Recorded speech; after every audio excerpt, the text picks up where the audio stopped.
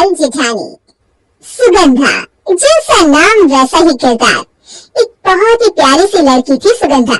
सुगंधा की शादी मिर्जापुर के रहने वाले सुमित के साथ हुई थी। सुमित की तरह ही सुगंधा भी पढ़ी लिखी लड़की थी।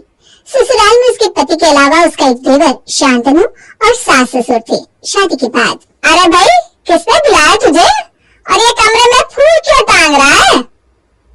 अरे माजी, सुमित बाबू ने बुलवाया है। उन्होंने कहा कि ये कमरा, बाहर घर का दरवाजा और रिसेप्शन का पंडाल, तीनों जगह थोड़ी फूलों की सजावट करनी है। आज शाम में रिसेप्शन है ना। आजकल के लड़कों में ना शर्म नाम की चीजें नहीं है। मैं सब समझती हूँ, रिसेप्शन के लिए नहीं, ये सजावट किसी और चीज के लिए हो रही है। ये सब चोचले मेरे घर में नहीं होंगे। तो जा, मैं देख लूंगी सुमित को। क्या माँ जी, बहू लेकर आई है तो थोड़ी साज सजावट तो करवाएंगे ना। मुझे मत सिखा, जा जाकर अपना काम कर। और ये ले 500। ये जो 2-4 फूल तूने टांगे ना, उसका हिसाब कर लेना। और अब निकल यहाँ से, मुझे कोई सजावट नहीं करवानी। माँ की कड़कती आवाज के आगे बेचारा सुमित चाहते हुए भी कुछ नहीं कह पाता और बिना सजावट के ही अपनी दुल्हन का स्वागत करने के लिए मजबूर हो जाता है। अरे बहू, अभी 2 दिन नहीं हुए तुम्हारी शादी को और तुम डोली से उतरते ही सर पर से घूंघट उतार कर ऐसे ही खुले सर घूम रही हो। देखो भाई, पहले ही समझा दे रहे हैं, होगी तुम पढ़ी लिखी ग्रेजुएट, लेकिन मेरे घर में ना तरीके से रहना पड़ेगा। अपनी पढ़ाई लिखाई की धौंस अपने मायके में छोड़ कर आना। हमें तो भैया बहू की तरह रहती हुई सुहाती है। अब चाहे डिग्री लाख ले लो, लेकिन समाज में उठने बैठने का तरीका थोड़ी ना कॉलेज वाले सिखा देते हैं। उसे सीखने के लिए तो घर गृहस्थी में दिमाग खपाना पड़ता है। आ रही है मेरी बात समझ में? ऐसी कोई बात नहीं माँ जी, मैंने सुबह से घूंघट किया हुआ था, लेकिन बहुत गर्मी लग रही थी, इसलिए अपने कमरे में थोड़ा सा पल्लू हटाकर बैठ गई। ये देखो, गलती मानने के बजाय चली है हाथ भर के जुबान चलाकर हमसे बहस करने।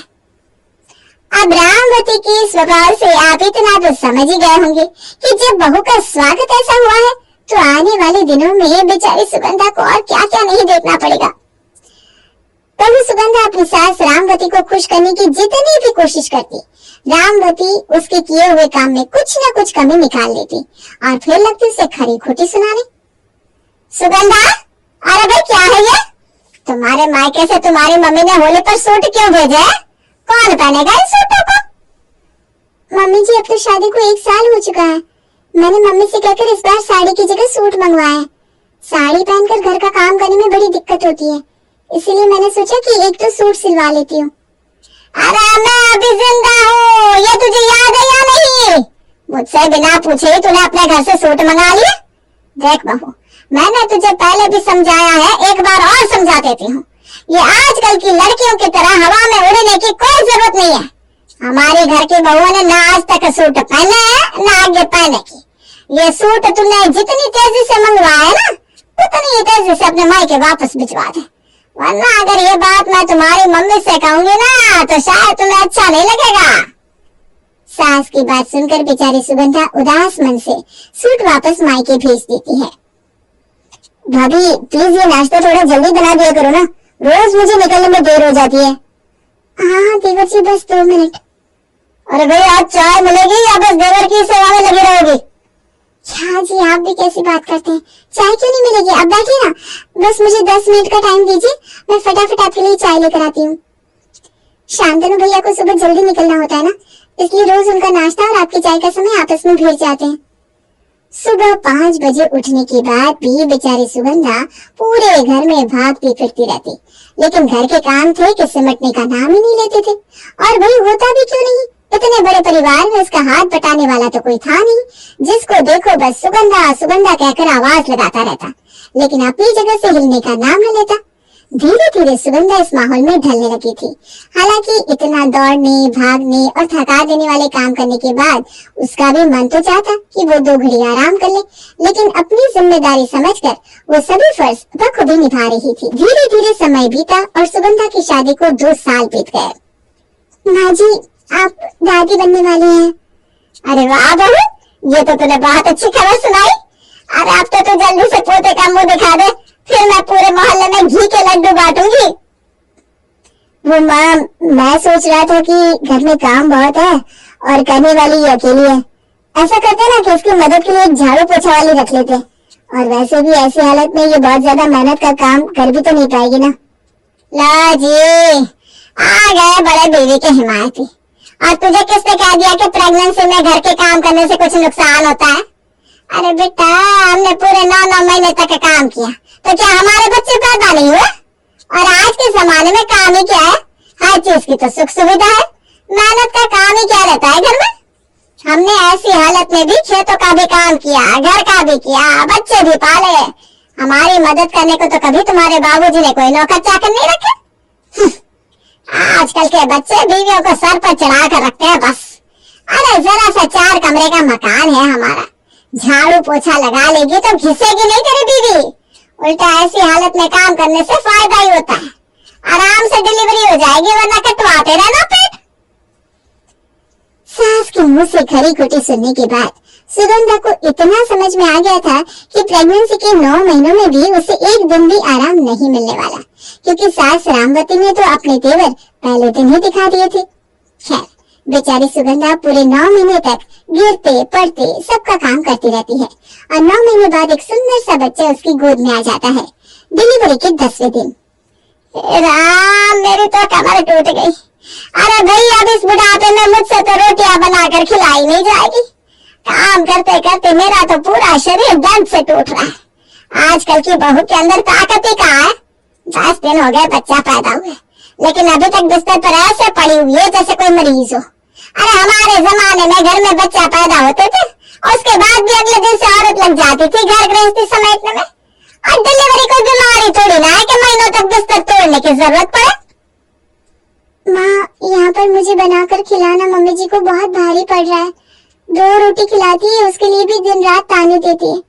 अगर हो सके तो कुछ दिन के लिए मायके बुला लो ना, नहीं तो बहुत हो गया आराम। अब कल से मैं घर का काम संभाल लेती हूँ। अरे बावली हो गई है क्या? अभी 1 हफ्ते का बच्चा नहीं हुआ और तू अभी से घर के काम करेगी? अरे बहन जी की आंखों पर क्या पर्दा पड़ गया है? ठीक है, उनको नजर नहीं आ रहा है ना, तो ना सही, मैं तुझे लेने कल आ रही हूँ। अब 1 महीने के बाद ही भेजूंगी। अरे डिलीवरी के बाद जितना औरत के शरीर को आराम मिलता है ना, आने वाले समय में जच्चा बच्चा उतने ही स्वस्थ रहते हैं। सुगंधा को थोड़ा आराम मिल सके, इसलिए उसकी माँ उसे अपने घर ले जाती है, और कुछ दिन तक आराम करवाने के बाद ही वापस ससुराल भेजती है। इसी तरह सास की उम्मीद पर खरा उतरने की कोशिश करते हुए सुगंधा को 5 साल बीत जाते हैं, और अब छोटे देवर शांतनु की शादी का समय आ जाता है। काफी सारी लड़कियां देखने के बाद आखिर में एक पढ़ी लिखी और सुंदर सी लड़की जूही के साथ शांतनु का रिश्ता हो जाता है। देवर की शादी के बाद। अरे मम्मी, अभी तक आपने फूल वाले को नहीं बुलाया? आपसे तो कुछ कहना ही बेकार है।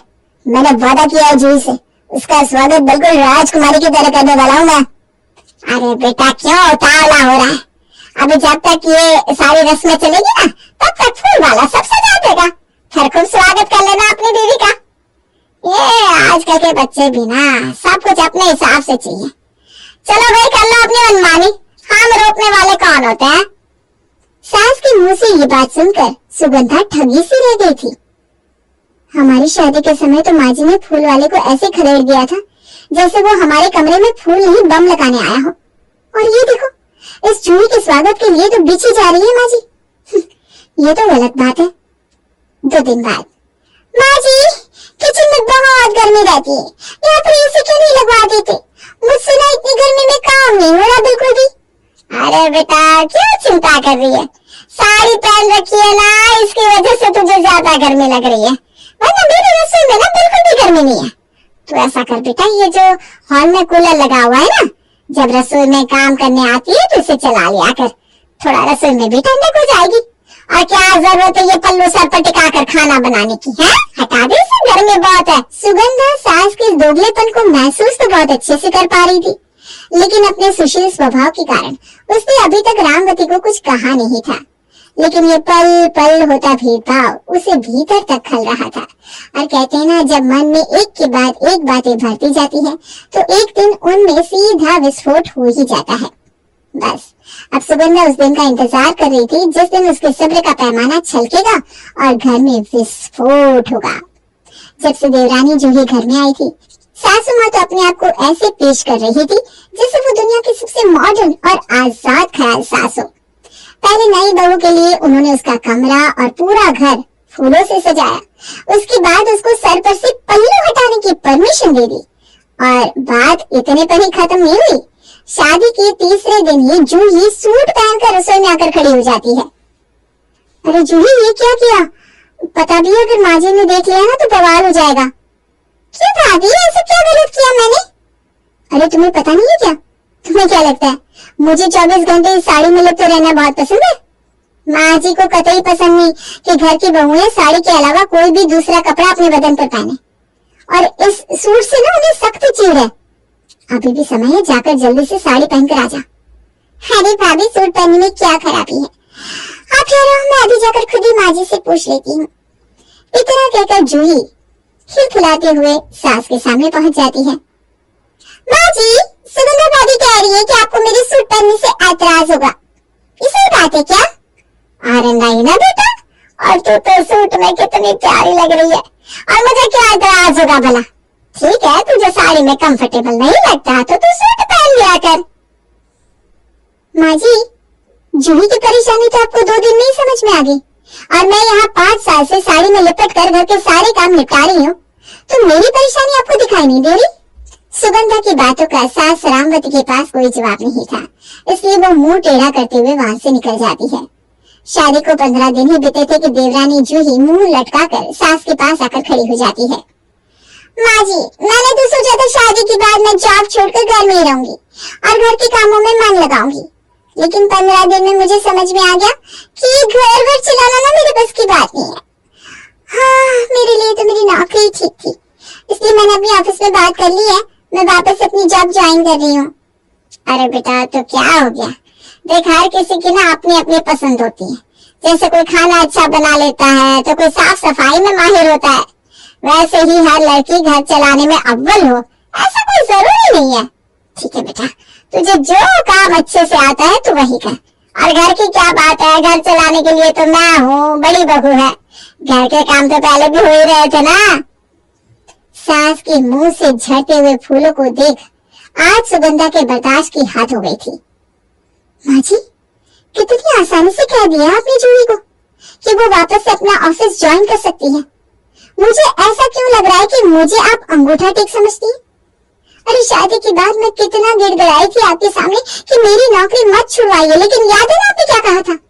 आपने कहा अगर मैं पर्स उठाकर नौकरी पर निकल जाऊंगी तो यहाँ पीछे घर कौन संभालेगा? आपकी मर्जी को मैंने अपने सर माथे पर रखा और अपने करियर की बलि चढ़ा दी। तब भी मैं कभी आपको अच्छी नहीं लगी। पहले दिन से ही दिन के 24 घंटे आप मेरे ऊपर नजर रखती हैं। सर से जरा सा पल्ला सरक जाए तो आंखें दिखाकर ये जता देती है कि मुझसे बहुत बड़ा अपराध हो गया है। और क्या कहा आपने छोटी को कि इसे गर्मी लगी तो कूलर ऑन कर लिया करे? जब मैं कहती थी माँ जी बहुत गर्मी हो रही है, इतनी गर्मी में रसोई में खाना नहीं बनाया जाता, तो याद तो होगा ही आपको कि आपने मुझे क्या कहा था। आप हमेशा ये जवाब देती थी कि गर्मी में गर्मी ही लगेगी, ठंड तो लग नहीं सकती, और तुम दुनिया की कोई अनोखी औरत तो हो नहीं जो गर्मी में खाना बना रही हो। अगर कभी 2 पल के लिए कूलर चलाकर हवा खाने अगर हॉल में बैठ भी गई तो बिल भरने का ताना देकर आपने मुझसे कूलर बंद करवाया है। मुझे समझ में नहीं आता माँ जी को इतना दोगला कैसे हो सकता है? अपनी दोनों बहू में इतना भेदभाव आखिर क्यों? बताइए माँ जी, जवाब दीजिए मुझे माँ जी। अरे भगवान, उठो, क्या नींद में माँ जी चिल्ला रही हो? हाँ, ये कुछ नहीं लगता है सपना था। सपने में भी क्या तुम सास बहू झगड़ा ही करती रहती हो क्या? तुम्हारे तेवर देखकर तो ऐसे लग रहा था कि तुम्हारी मम्मी से जबरदस्त लड़ाई हो रही थी। हाँ, सपने में ही तो कह पाती हूँ मैं, असल में कहाँ आज तक कुछ कह पाई हूँ। तो ये सपना था, सपने में ही सही। माँ जी को जी भर कर खरी खुटी सुनाने के बाद सुकून तो बहुत मिल रहा है, लेकिन सुगंधा, इस तरह लड़ाई झगड़ा करने से कुछ हाथ नहीं आने वाला। सारी दुनिया के सामने तू ही बुरी बहू साबित हो जाएगी। तुझे तो कुछ ऐसा करना होगा कि सांप भी मर जाए और लाठी भी ना टूटे। अरे बहुत छूट दे रखी है ना माँ जी ने इस जूही को, तो ठीक है, माँ जी रहे आराम से जूही के साथ। बहुत झेल ली मैंने 5 साल माँ जी की मनमानी। अब तो मैं मौका ढूंढकर अपनी रसोई अलग कर लेती हूँ, और इसके बाद ये सब जूही झेलती रहेगी, सारी उम्र माँ जी को झेलेगी वो। फिर उसके बाद ये सास बहू चाहे प्यार से रहे या रोज एक दूसरे के बाल नोचे, मुझे इससे क्या मतलब। न मैं सामने से देखूंगी न मुझे तकलीफ होगी। कुछ दिन बाद, ये क्या है माँ जी, ये जूही तो सुबह सुबह निकल जाती है अपने ऑफिस के लिए। सारी जिंदगी घर के काम करने के लिए मैं ही हूँ क्या? सिर्फ अपने परिवार की जिम्मेदारी मेरी है, लेकिन अब जूही और उसके पतिदेव की जिम्मेदारी ये खुद उठाए। मुझसे अब ये चैरिटी नहीं हो पाएगी। आप मेरा किचन अलग कर दो। इन दोनों की जिम्मेदारी अब मैं और नहीं झेल सकती। सुगंधा के बिगड़े सुर देखकर देवरानी जूही भी तैश में आ जाती है। अरे आपको क्या लगता है, आप करके नहीं खिलाओगी तो हम भूखे मर जाएंगे? हाँ ठीक है माँ जी, कर तो हमारी रसोई अलग। अब मैं भी इनके साथ एक छत के नीचे नहीं रह सकती। अरे मैं 4 पैसे कमाती हूँ, 2 नौकर रख लूंगी और अपने सारे काम करवा लूंगी। किसी के एहसान की कोई जरूरत नहीं है मुझे। दोनों बहुओं के बीच में बढ़ती तू मैं को देखकर सास रामवती दोनों की रसोई अलग कर देती है। ठीक है, ऐसा कर सुगंधा, नीचे के फ्लोर पर तू रह ले और ऊपर वाला फ्लोर आज से जूही का हुआ। दोनों के फ्लोर अलग रहेंगे और रसोई भी, तो झगड़े की कोई नौबत ही नहीं आएगी। आप तो खुश हो ना तुम दोनों? खुश नहीं, आज तो मैं सुपर खुश हूँ। हाँ, अकेले रहूंगी और मजे करूंगी, ना मम्मी जी की किटकिट ना काम का प्रेशर। मेरी तो लाइफ ही सेट हो गई कसम से। अच्छा सुगंधा बहू, मैं क्या कह रही थी, ये जूही के हाथ की रोटियां ना मैं खा नहीं पाऊंगी, बिल्कुल स्वाद नहीं है इसके हाथ में। और ये तो नौकरी करती है, कितने दिन मुझे बनाकर रोटी खिलाएगी। इसके साथ रहूंगी ना तो नौकरानियों के हाथ का खाना खाना पड़ेगा। ऐसा करती हूँ, मैं तेरे साथ ही शिफ्ट हो जाती हूँ। खाना तो मुझे तेरे हाथ का ही पसंद आता है। बेचारी सुगंधा अब सास को मना भी नहीं कर सकती थी, इसलिए न चाहते हुए भी उसे सास को अपने साथ ही रखना पड़ता है। सुगंधा का दांव उस पर ही उल्टा पड़ गया था। बेचारी मन ही मन फूट फूट कर रो रही थी। अकेले रहकर मजे करने के उसके सारे अरमानों पर पानी जो फिर गया था। सास की किटकिट से बचने के लिए उसने बंटवारा कराया और सास उसके हिस्से में आ गई। इससे बड़ा हादसा और क्या हो सकता था।